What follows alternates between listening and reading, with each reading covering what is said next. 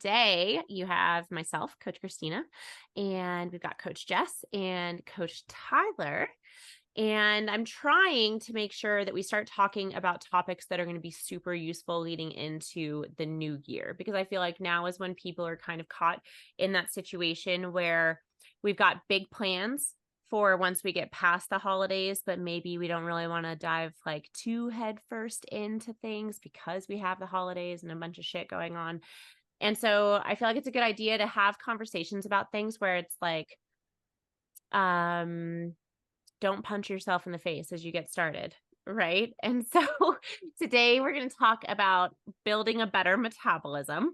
I feel like we always see like the hacks that people like to say that they're sharing, like hack your metabolism and like things like that. And there's no really like big secret hacks. A lot of this stuff you've probably heard before, but I feel like it's good to hear again and again because the simple things are actually the things that work. So what do you guys think of if somebody says I want to like hack my metabolism or my metabolism's broken or something like that? That one. Yeah. So how do you dive into that if somebody comes to you with that?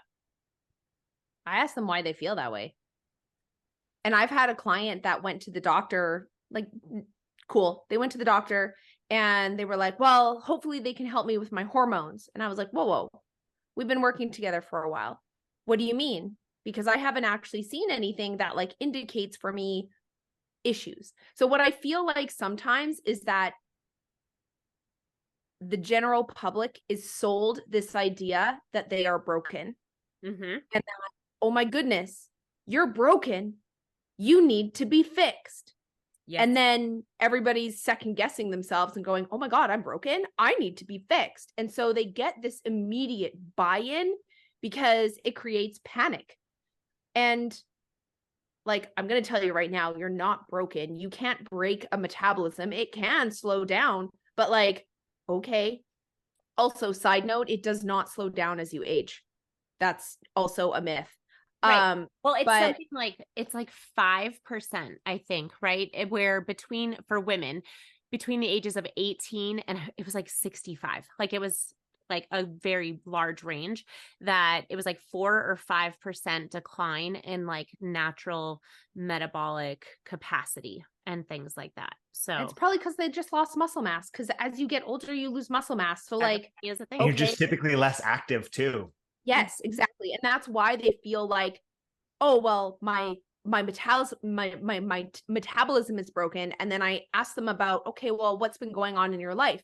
And they have had to move and have a new job. And then they got a divorce. And then all of this, they lost their house. And then they had a bunch of like life stuff happen. And then it caused them to not be as active anymore. And just be very quick to go out to eat or like eat those like grab and go items. So of course your body is going to have some sort of impact when we're not sleeping well, you're stressed the fuck out. There's a bunch of like life stuff that's going on that obviously takes priority. And then unfortunately, we're just not moving as much and we're not choosing like produce and protein as our main sources. And so your body is going to respond a certain way, but you're not broken. And like, just even to like expand on that metabolism part, like even if you do look at like kind of the metabolism data, like when someone starts dieting and they're in a true calorie deficit, the metabolism will adapt 4, to 6% like within the first few weeks. And then it plateaus, it stays there. So it doesn't mean that you still don't have to make adjustments as you diet and there isn't going to be adaptation. But, I think people, like you said, have been sold on the idea that like I'm broken and my metabolism is damaged and it's just so down regulated, when it's like, in fact, no, that isn't the case. And that like when even we put then people back into a maintenance phase, even if they've lost 30, 40 pounds, we go back to maintenance, their metabolism recovers within about 2 weeks and it's right back to where it was. So yeah, it really is kind of like this selling of fear and panic and, oh, I need to do this diet and that diet or the biohacks for my metabolism, make sure you get your morning sunlight or whatever, to, get to where you need to be. So yeah, I think people don't realize like how resilient the body is to how we treat it. Right. So that's a big point where what always, I mean, I say it makes me laugh, but obviously it's not funny for people who are getting fed information meant to confuse them, right? But if somebody is like, my metabolism is broken or something's wrong with it, it's almost always because their metabolic function is actually excelling and is kicking ass at doing its exact job, because your body just wants to keep you normal. It wants homeostasis. It wants to feel nice and comfy and to understand what's going to happen to it. And so if we start giving it less, we're getting less sleep, we're stressed as fuck, all of this kind of stuff is happening, it's going to be like, you know what? I am just going to chill. I'm pretty sure we're running from hyenas right now, and there's a famine. So I'm going to like, we shouldn't make babies. We shouldn't want to have sex right now. Who's got time for that? The hyena's coming. Like And the all of, famine. yeah. And so all of this is happening, and then it's just going to get super fuel efficient. So literally right before we started recording, I was talking to one of my clients because she was like, I just feel like I'm doing everything exactly the way I'm supposed to, and I'm not losing weight. And so she's training with a trainer in person twice a week. She's like, I'm making improvements, I'm seeing definition, but like my stomach's not changing, my clothes aren't fitting better, and like things like that. I feel like I should have lost like 10 pounds by now. And so I had her add up her day because she's very busy. They run a like a concrete construction business and stuff like that. Her and her husband, they've got 3 kids. There's a million things going on. I think she runs like the operations and stuff like that, and he's actually out on job sites, but she's like running around all day long. And so I had her just add up her day for me out loud, and like right now it's 12:50 mountain time, and I think she's on East Coast time. So it's like early afternoon her time. She's 400 calories deep because they're going My to a breakfast church is- event tonight, and she knows that she's going to have a meal that's out of her control. And so the way she was thinking was, I'll be super protein heavy. She had a big salad for lunch because she wants to be able to have room tonight to not feel like she overdid it. And I was like, yeah, but because I know how your brain works and like the choices you're going to make, I know you're not about to walk into dinner tonight and slam 1,000 calories. And she's like, oh no, that won't happen. And I was like, right, right. So we're looking at like maybe tipping the scales at 1,200 calories for the day, like total. And if that coupled with 5 hours of sleep per night and a day where she is sprinting from the second she wakes up until the second she can finally lay down to bed, you know, the body's not going to be super stoked on that. And it's going to protect itself and be like, I have to be able to go on this amount that I'm given. And so it's not going to spend extra energy building muscle that's expensive to run because it doesn't know if it's going to get it, and like things like that. And so that's where I think people can get stuck in this position of like they're trying so very hard and then not realizing that they're putting the brakes on themselves when it comes to that stuff. So we talked about it. I always relate it back to like cars. I feel like makes it easier, where I was like, you have turned yourself into a Prius where you are very fuel efficient, and then you can like go for a good amount of time, have a small top up, but you never need much. And I told her I need her to be like one of her work trucks where like you are guzzling diesel and then you're putting out the power all day long. And she was like, oh, like that makes sense. Like she thought it was always just going to be a game of less, more, more. She was like, I'll find time to do cardio. And I was like, whoa, no, like not what we want to do. And so that's part of this like building back, right? Where we have to kind of shake up things from where they're at there. So if somebody's in that kind of situation, what's the first thing that you would do, Tyler, to try and get their metabolism to be like more reactive to what we're trying to do? Like in terms of them wanting to eventually diet and lose Yeah. fat. So like her goal is to Yeah. get 10 pounds off. So like Yeah. where would you start to try and get her to a place where that might happen down the road? I mean, I would look at a couple things. First one is certainly food intake and looking to increase that intake to a more true maintenance, whatever that might be for that person. On average, for females, 1,800 to 2,100, right in there roughly. Males, 2,200 up to 2,500 on average. You're obviously going to have your outliers there, but that at least gives you something you can tell the client and a little bit of a benchmark of like, okay, here's what we're actually going to aim for. So that's the kind of the first thing, because we need food to fuel our processes, and then also making sure that it's a well-balanced diet too. I find a lot of times, I'm viewing food logs, people are hitting their macros. I don't see a single fucking veggie in the week though. I'm like, yeah. Okay, here's another thing now that we need to work on and talk about. And, why is this important to have a more well-balanced diet? So, we're going to be looking at things like nutrition and, water intake, that kind of stuff. And then, for this client in particular, who's on their feet, probably, a very high stress job, a lot on their mind, I'm looking at activity levels and where can I potentially pull back there to allow for better recovery, to allow for better sleep, so then that they can get the proper amount of recovery that they need to put their body and metabolism in a position to go, okay, now I can lose weight. If they're training 6 days a week plus doing cardio, man, I'm cutting that back to like 4 days a week, maybe keeping some cardio in there that they truly do enjoy and don't want to cut back on. And then it's focusing on that recovery aspect for, I always tell people I want to do at least minimum 12 weeks, ideally 6 months, a year plus, but that could be hard for people. But that's at least a starting point where it's like, okay, like let's do this for a time, so that, I like to call it metabolic positioning. We are positioning that metabolism to get you into that deficit down the road. The goal hasn't changed. The timeline has changed. Plus, we're trying to now make it easier on you and setting you up in the best position possible to go ahead and get that 10 pounds off and look how you want to look. Like how you said, the goal, like I think I've said that a lot as well to clients, is the goal hasn't changed, but the timeline needs to be adjusted. Or else you're not going to have a good time. Right. And you're going to continue to spin your wheels. And I'd be doing a shit job as a coach if I said that was okay to do.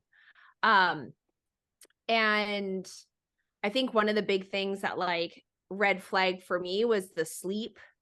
I think people really just don't think that sleep impacts them that much.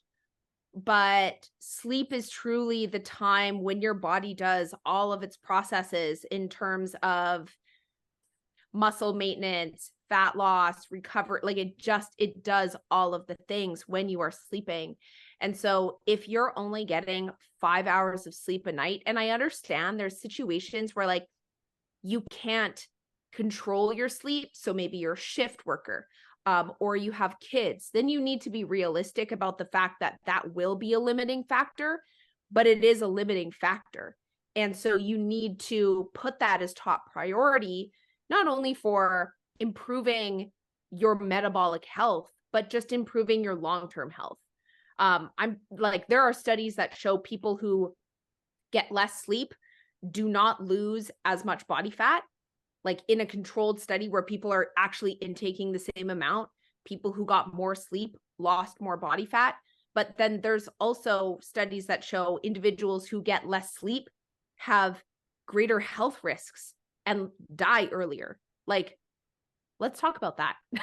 Right? So yeah, I know we want to, improve your metabolism so that you are in a place where you're maybe growing muscle, or you're able to give more to your relationships or career or your life, or you're able to then ready to lose body fat, but also look at the longevity factor, right? And it's funny that you threw out that number, Tyler, of 18 to 2,000 calories, because that probably took a lot of females back. Because in my case, I've taken on a few clients lately who are intaking around 15 to 1,600 and want to go into a fat loss phase. And they're not tall humans, but they're not small. Like they're not 4'11". They're like 5'4" to 5'6", and exercising 5-6 days a week and doing HIIT cardio. And in that case, I'm like, yo, we're already kind of pushing the body a lot. And if you've been doing that for a long time, your body's just adjusted to what you're doing. So if we want to go into a fat loss phase, you're going to need to cut calories by about 200 to 250 a day.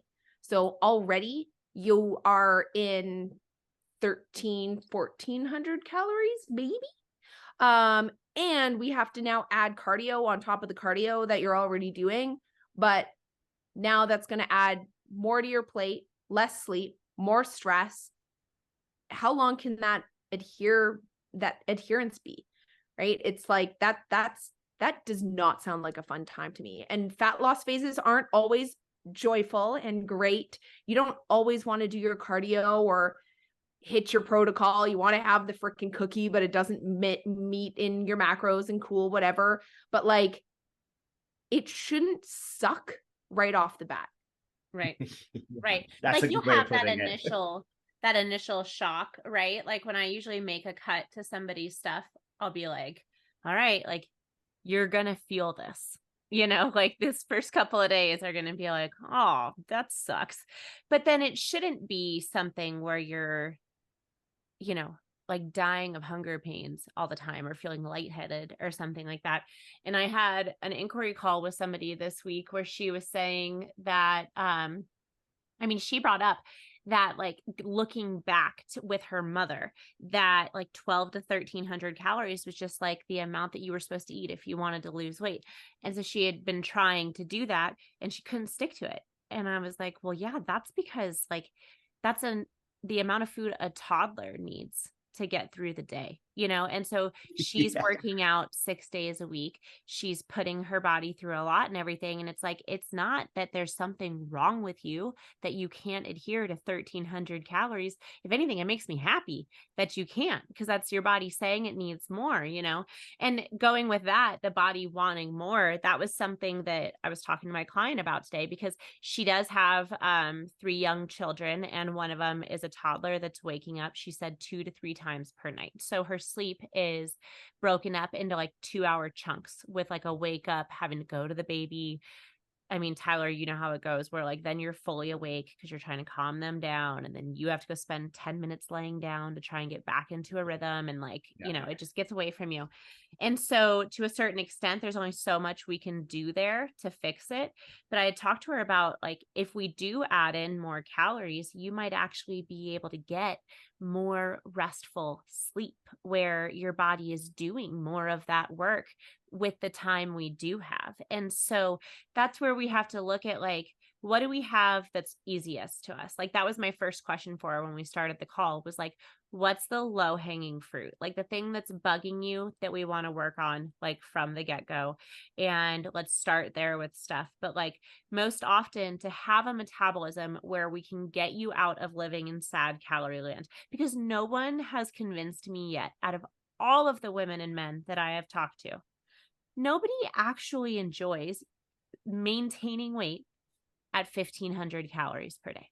No one finds that full of freedom and choices, because it's just inherently not. It's not. Right. And so It's not the vibe. But it can be really scary.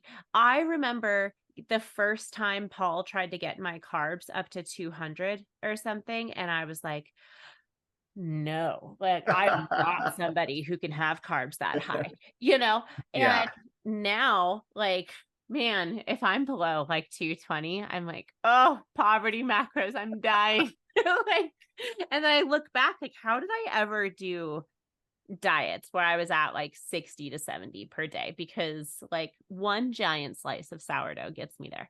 And, we can get away from that. But the big trick, I think, is thinking of that timeline that you guys brought up, and that timeline, you are going to march that line one way or another. Are you doing it while digging yourself a deeper hole and getting further away from where you want to be because you're continuing to, lean into these habits that are making it more difficult for your body to respond appropriately? Or do we maybe do the scary thing with confidence and put the work in to get to where we need to be? Yeah, go ahead, Tyler. I was just, it's like, okay, it's the context of life too. Like your client, context of life, by the sounds of it, it's just not maybe appropriate for dieting. And like you said, having more food is actually going to bring down this giant cortisol response. It's going to make her maybe a little bit more relaxed throughout the day. It's going to allow for better sleep. And by doing all of these things, she's going to get the results she wants, right? By like completely going the opposite direction. And so, yeah, really considering that context of life and your timeline, I think is pretty important as well, because I always tell people, I'm like, life doesn't stop being busy just because you want to look good. Like I had a lot of people now are like, well, should I start in December? Should I start in January? What do you think? I'm like, Thanksgiving and Christmas are still here, whether we started 3 weeks ago or we start now. We would still have to learn how to manage that. And so like having that type of conversation too, and kind of thinking about those things can also then just help set you up for success for your next dieting phase. Yeah, I mean, if we talk about life, like, let's talk about living in fear of carbohydrate, because I think that is something that a lot of people live with, or just like not fully understanding that they can have a giant piece of sourdough and have it be fine. I actually had a client check in with me today, and she said something along the lines of, I gave myself permission to have ice cream this week, and it felt freeing.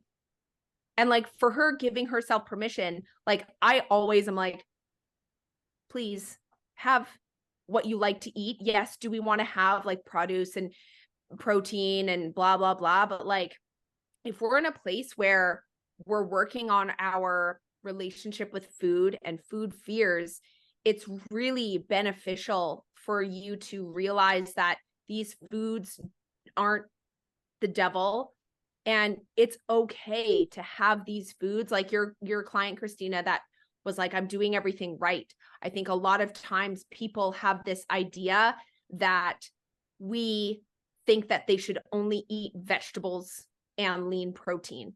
And that's actually the opposite of what I want my client. Like, yes, have a vegetable or two, like be an adult, but like, hey, how about some fruit? How about some rice? How about some steak? Like, there are foods out there that are so awesome, both from like a nutritional standpoint, but also from just like a mental standpoint and enjoyable standpoint. That's why a lot of foods are there. And those foods you practice in moderation, if and when, like, depending on your goals. But I like to come at it from a place of abundance and like, hey, there's like this plethora of food out there. If and when we go into a fat loss phase, those things will need to be cut back into moderation a little bit. But can't we get to a place where we are living not in fear of going out to eat, and not in fear of, going to social gatherings, or, not in fear of, oh my God, I don't know how much that weighs on my food scale, so I can't eat it. Or having this like negative connotation of food in our head. That in itself is so mentally fatiguing to live with. I know that. I've been there. I did that for many years. And it's like, it's not a healthy place in your brain. And one of the things that I like to do is focus on performance. When I'm working on improving someone's metabolism, if we're talking about it that way, or reverse dieting or whatever, I'm like, hey, let's look at how we can fuel your body to go kick ass in the gym. And obviously, like, training needs to be appropriate. 6 days a week is a big no for me. But like, are we getting stronger? Are we controlling the weight better? Do you feel good when you go into the gym? Are you getting a good pump? Are you getting a good muscle connection? Do you feel good in your workout clothes? Like, part of how I help my clients do that is really hone in on their training and their performance, and then fuel them appropriately for that, because that can be a big eye opener in terms of, oh shit, when I have 20 carbs in my pre-workout, and 50 for the rest of the day, I feel like shit and I don't do well in the gym and I hate the gym. But when I can eat a little bit more, I can actually go into the gym and feel strong. And now my self-confidence is getting better. And I feel like more in control of how I can physically like output on my performance. And like, that's really exciting. And that will help your metabolism, but it also helps your brain. Yeah. And on that brain note, I was talking to somebody else this week about, I mean, she's postpartum, so that's like a whole different part of this beast. But we were talking about how, you know, if we have to ride with what the body's doing, because in her situation, we would be protecting a breast milk supply, and like she's newly postpartum and like all of this kind of stuff. So we wouldn't jump into a diet right away. But she was talking about how like none of her clothes fit. And I know that's a big thing for a lot of people where they're like, no, but I have to get into the diet now because my clothes are uncomfortable. And I know nobody wants to hear this. And I went through 3 different postpartums. Well, 2 of them out of the 4, 2 of them, I was like, I'm not buying new clothes like afterwards. Like, I just want to get into my new ones. And so then I had this weird life that I lived between maternity clothes and clothes I wanted to fit. And finally, this time around, like the way I had gone about it last year was, thank God for things like Stitch Fix, because I could just update my profile with measurements and let them deal with it. And then I didn't have to go to a store and go through the process of pulling my normal size that I knew wasn't going to fit, putting it on, getting mad at myself, having to go up 2 sizes, and then going through this whole like mental fuck of like, why can't I fit into anything?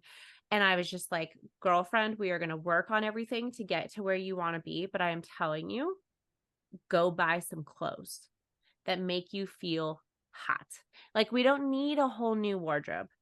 Go get an outfit from Lulu or like get the dupes, whatever, but that fits you, where you're like, you feel like the leggings are comfortable and you look good, and like a top that makes you feel good. Go get a pair of jeans that fit well and that aren't too tight and that you can wear for date night and things like that. Because in these situations with something like a reverse diet or even in a maintenance phase or whatever, people are still going to have that nagging feeling of, I want the smaller clothes to fit. And so you have, like, if you're going to commit to it and it's going to take longer, I mean, like Tyler said, realistically, I don't think I've had somebody do a fully successful reverse diet that was shorter than 6 months. I mean, when you equate diet history and everything like that, we're looking at a minimum of 6 months to get you there. People want to like have that time frame. They're like, well, am I reversed yet? And I'm like, well, there's not really like this moment of magic that it's like, oh, there it is. It's like, okay, your body is always like adjusting and it's very organic. I actually had a client ask me this today, although it was post show, but same deal. Like, am I reversed yet? And I was like, well, what signifies as reverse, right? Because now we've actually transitioned for her in this case into she's competing in duathlon, so it's totally different. But like, she needs food for that. Yeah, right. Yeah. Shout out to her on Sunday. Let's fucking go, Steph. But she, and this will be released after she does it, but whatever. You end up morphing into a different phase, right? It's not like, oh, okay, this day it ends. Whereas a fat loss phase, like a starting of a fat loss phase or an end of a fat loss phase, may be feeling like a little bit more jarring like that. But a reverse is like, it's very organic. I don't know. That's how I like to kick that can as far as I can kick it. And so like, if we're still rolling and we're adding calories and their body is like super chill and like weight's not moving, measurements aren't moving, everything is going great, they'll be like, well, are we done yet? I'm like, maybe next week. Like, and like, let's do it again. Let's see how much we can eat. Let's give go. me one more week. Yeah. And I'll just like, it's going to help. I promise. Like, you know. Well, and then just even then when you do get to maintenance, not even having that being the end of the reverse or whatever, because even just spending time there is going to have a lot of benefit as well, right? Like the more time you can spend just sitting there in maintenance, the better it's going to be. The less time you spend dieting, the easier your future diets are going to be. The body does learn for future diets, right? The more you diet, the more each successful diet will just be a little bit that much harder because of the body's defense mechanisms. And so the less time you can do that, the more time you can spend eating food, better off we're going to be. And like, I just wanted to quick circle around to when Jess said about being like scared, right? To eat more food. Like that's, I probably like 99.9% of people say when we talk to them about eating more food. I think what people maybe don't realize when you're having that conversation of how, when you are being more diligent, how hard it is to actually gain weight. Yeah. You almost at a certain point have to be intentional about gaining weight if you are even tracking like 50-60% and knowing that you're not going 500, 600, 700 calories every day on the weekend, right? Obviously there's got to be some context there, but like it is truly hard to gain weight if you are being diligent, you're training, you're active, you're tracking. Like you have to be doing that on purpose at a certain point. Like, I always use myself as an example. Like the heaviest I've ever been is 225. And I was personal training 8 hours a day, so 30,000 steps. And then I was powerlifting for 3 hours after that. Damn. So like very active.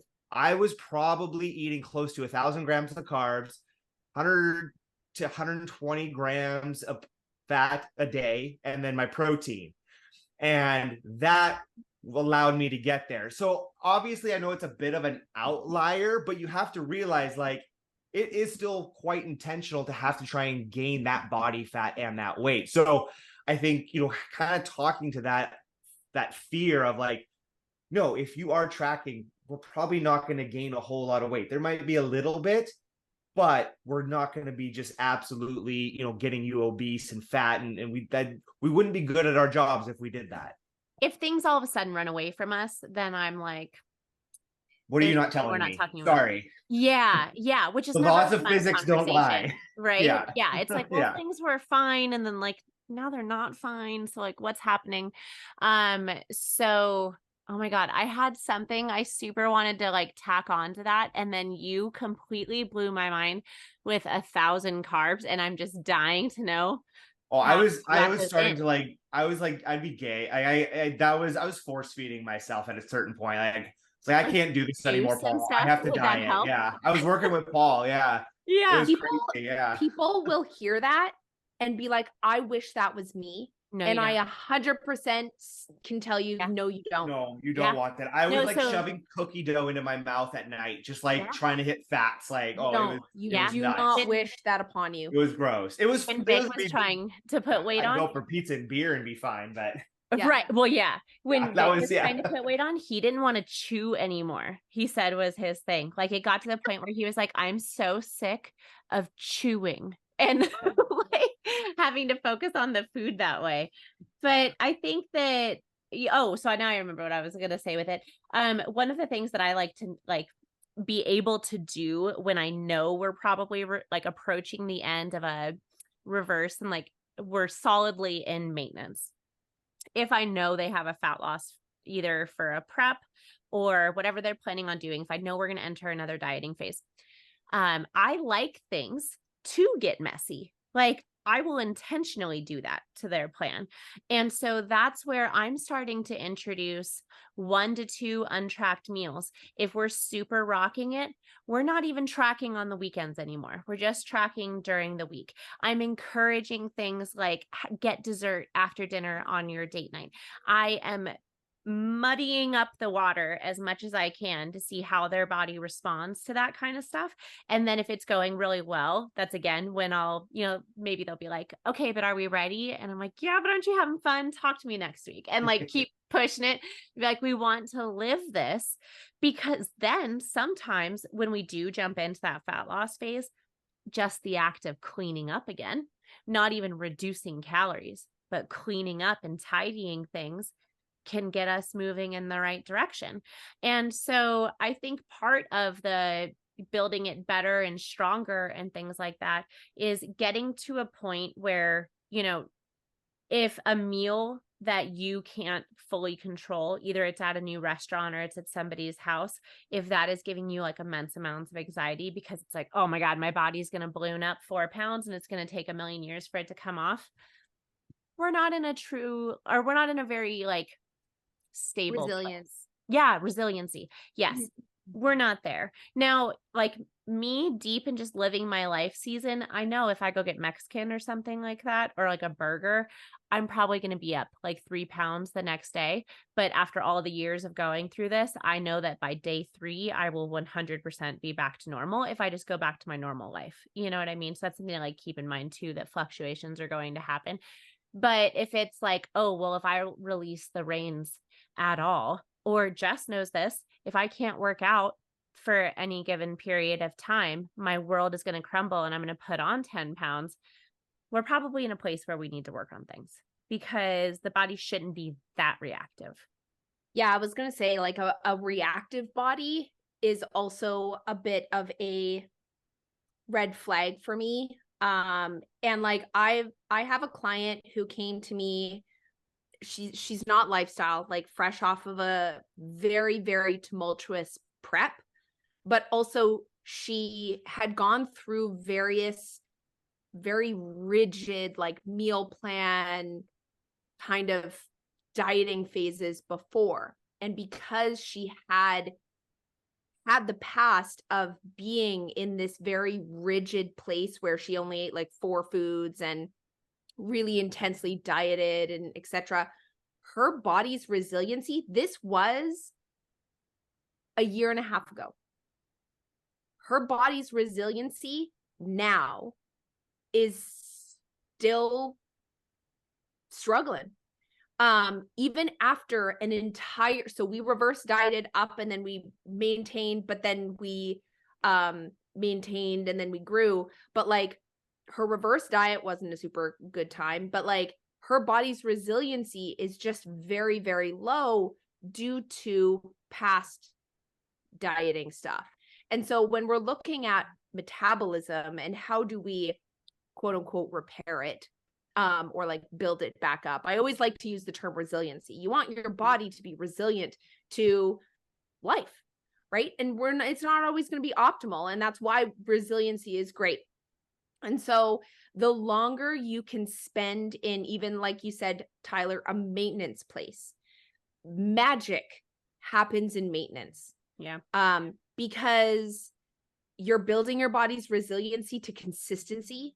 You're able to start to dabble in living your life a little bit, like that messy side, like Christina was talking about going out to eat, slowly incorporating untracked meals. I like to maybe start if a client's really hesitant about it, I'm like, all right, eat your normal foods at home, but don't weigh it.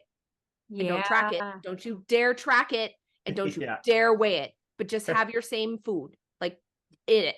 Or go out to eat, but eat something that you know is going to like be cool, right? Like a steak, like a 6-ounce tenderloin. Great. Or like sushi, right? I don't know. Sushi for me, I overeat it. So I'm like, that would not be a chill meal for me. But you know, and then slowly dabble into these things and then see how your body responds and make sure that you're kind of checking all the other boxes as you are building up this resiliency, because your body composition will continue to improve if you stay at maintenance. Like maintenance, I feel like people think of like this like bleh area where nothing really happens. But like I said, magic happens in maintenance. Yeah. You can start to sleep better. You can start to you eat more. Your relationships with others, you can like build on your relationships with others or your career. Like life gets to happen in these places. And that's really exciting, because when you feel more fulfilled in your life and you're checking the boxes in terms of like, hey, I'm sleeping and my stress is lower, and you know, I'm really connecting with my partner and I'm spending time with my family and blah, blah, blah, then you are overall happier and your body will continue to improve. Like your physique will continue to improve and your health will continue to improve and your metabolism will be great. I don't know. this is the life part of lifestyle. Most of your time is going to just be spent kind of in this maintenance, right? Where it's like, I'm not dieting. Maybe I'm not in a strict gaining phase. I'm just living life, eating healthy, training hard, and feeling good. That is the lifestyle part, right? Like, yes, like, we all want to get to a certain point aesthetically, but like, that's going to come in chunks. And having that wherewithal to really be in that maintenance phase is amazing to do, because not only do you get all those things that, like Jess said, like, I think then you really get you level up your skill of tracking, in my opinion, because for the most part, I still eat the same foods, whether I'm dieting, whether I'm gaining. There's obviously some flexibility, and that your skill of tracking, if you're weighing the same thing out every day during a maintenance phase, well, guess what? You eventually then are able to get away from actually weighing things out, which I think is also really important to the overall process too. Like, we shouldn't be neurotically always weighing things out. We do need to get away from that. And so it's like, it's funny. Like, I put a little ketchup on my omelet every morning, and I do the same little pattern. I know exactly to the gram that's 15 grams, because I've weighed it so many times, the same little pattern. I know if I do that pattern, 15 grams of ketchup, boom, right there, right? So it's like those tiny little things, like, That's the same with me. right? Like, you just get so good at it. And so it's like, it takes this whole level of stress away of like, oh, like, I almost don't even have to like weigh and track stuff and maintain my weight, still have flexibility in my life, maybe have a refeed on the weekend. I think a refeed during a reverse / maintenance phase is huge. It also, I think, helps just more glycogen, better energy, that kind of stuff. So there's just so many positive benefits to that. And then I think it kind of makes the dieting process a little bit more fun, right? Because you're like, oh, okay, like, it's been 2 years, 3 years, whatever. I'm going to go in, I'm going to crush this. I'm going to look amazing. Like, this is going to be fun. Like, I've got these habits. Like, and I think it just makes the whole process easier. Yeah. Word. I'm surprised because we haven't made it a full hour, but I feel like we rapid fire murdered this one. Like, we had a lot to say. Yeah. Lesson of the day. You're not broken. Yes. It's such a big part of our jobs. I mean, 99% of when was the last time an inquiry came to you and said, I want to be in maintenance, or I want to build muscle? Right? Like, I maybe one about as often as they say they want to diet and they're 100% ready to do it. Exactly. So not very often, right? Jade. So like, despite, I think, just all the information out there that what we know, like, chronic dieting is not great, like, there's still just, it's such an important topic to talk about and to really try and get people to understand, like, we need to get out of these extremes, come back to the middle, and then you can have those extreme chunks as you go along, as long as they're not the long-term chronic ones. One of my favorite things that I absolutely love about coaching is helping my clients realize that food isn't the enemy. Like, that is honestly, that gives me so much fulfillment, because I've been there, and like, I've lived in that, and it's not it's not a healthy space. And it's not fun, but you think mentally that that's where you should be. Like, you just have this thought in your mind. And I've been able to work through that and broke through that and learned. And it's so exciting when I help someone realize that food isn't the enemy, and you can eat carbs, and like, it's not, you're not going to magically put on 5 pounds of body fat overnight if you start eating carbohydrate. It's like, it's this relief and this, like, I don't know, the skies open up, right? It's like, it's very exciting. And so I get to live that when I help clients realize that you can eat food, you can perform well, you can improve your metabolism, you can improve your performance and improve your body composition while doing these things. It's exciting, right? So I was happy that we talked about this, because the immediate thought was, oh, I'm broken. And it's like, it's freeing when you realize that you're not broken, and that need to sometimes eat more or, you know, whatever it is. So yeah, Food is awesome and you're allowed to enjoy it. it's true. Yeah. That perform well part is what stuck out to me, because I think, you know, in a lot of ways, we're just in this world where it's like normal, you know, you are the hard worker if you're crushed by your work 1,000,000 hours per week, and you have to be ground down and you have to be so much and like take on like all of these things. And, you know, so then it's like, well, I'm doing fine at this amount, or like I'm checking the boxes. And like, you know, sometimes checking the boxes is where we want to be, but like for the most part, that performing well piece and truly having the energy that comes with as much as your body needs. And it might be a place that's scary. We might have to go through some scary times with stuff that are new, but it levels out. Like, I mean, one of the incredible stories of that is Stephanie Buttermore, right? When she did like the super intense, like all in phase. And like, it was super interesting how her body, and I would not put somebody through this, but it's like an interesting case study, right? Where she was just like eating way more than she ever had, and like eating with her hunger cues and like all this kind of stuff. And she put on like 30, 40 pounds.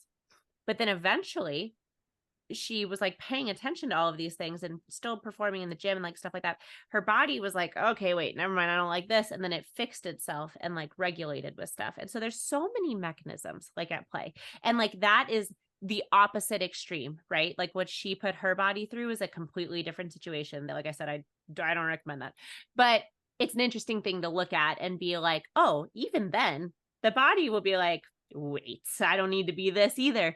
And it'll figure itself out. And so I think it's important that a lot of people also just gain that comfort with like your body. This is going to sound so like hippie or like whatever. I don't know, but like your body should be your friend. It should be a place and something that like you have a good relationship with, that you trust, and that you're like, we're in this together.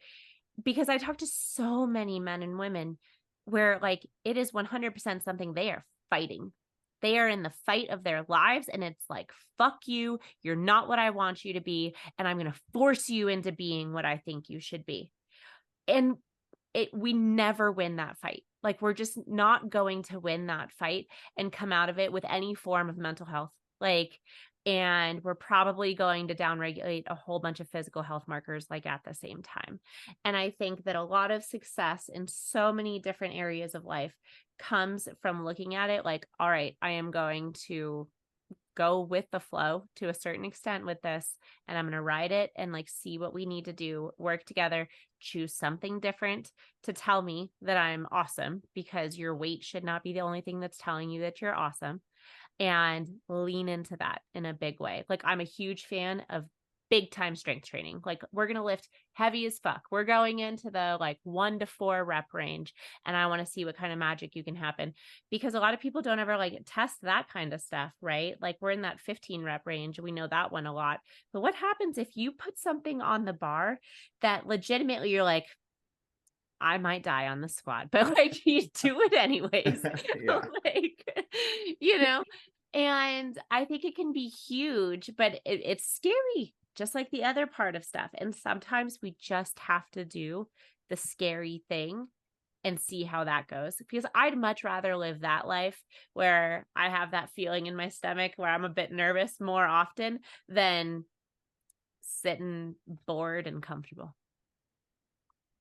Yeah. All right, guys. I think we killed it. That horse is dead. Yeah. So. Okay, so before we close it out, though, I did want Jess to have the opportunity real quick to give us a quick rundown on an update about our Command the Stage event that we have coming up in February, because, right? February? I'm not crazy. Yeah, February 22nd to 25th. Ooh, see, February is going to be big in the Pro Physique world because that's about the time we're going to be kicking off the Transformation Challenge too. So we'll talk about that at a later date. But this week we just had everything drop with the payment plan option and splitting that up with Command the Stage. So tell me a little bit about that real fast. Yeah. So we have a payment option now with Command the Stage because it is a 3-day event. And it's pretty much all inclusive. Your meals, lunch, dinner on Thursday, dinner, and then lunch, dinner on the Friday and the Saturday are also included. We're making sure that, well, we as in me, making sure that those meals are as macro friendly as possible. So we're not like, going crazy, but yeah, it's a really great opportunity for people to learn more about the stage, whether you are interested in competing, whether you are a seasoned competitor. All female competitors are welcome. And we're going to have seminars from mostly Pro Physique coaches, but also some special guests. We're going to be small group training, also posing with national level judges. So it's really exciting. And the payment plan now is you put 50% down now, and then 50% is due in February 1st. So I know that, finances can be rough sometimes around the holidays. So this gives a really great option to people who are really, really set on it. You can get a spot now. And so, yeah. Yeah, I'm excited. I'm going to try and come to this one because we don't have cheer. Our competition's like the week prior. So the gym's going to be shut down for it. So I think I can run away. And it always just looks like a fun, like girls trip weekend almost, where you can just hang out with people who are in this weird way of life that we are. That understand all of that. But then let your hair down and have some fun too. So very exciting, and we'll keep you guys posted on that stuff. Do you guys have any other closing thoughts before we say bye? No, good to go. All right. Well, you know where to find us. If you're listening to this on the audio version and you've never hopped over to YouTube, I haven't checked it in a minute, but the last time I looked, I think that we were like 11 people. Oh my God, we're 4 people, guys. We are 4 people away from hitting 3,000 subscribers on YouTube. And so for the sake of my brain that just really needs to see a round number, if you could I'll go subscribe right now. It's the Pro Physique Studio page. That would just make my heart feel good. And there's always the videos on there. And I try to make sure and pop into all of the comments and everything. If you have any ideas of things that you have, questions about or topics you want us to talk about, please let me know. And I will make sure that we try to work that onto our schedule. We're always here if you need us. And thank you for joining us.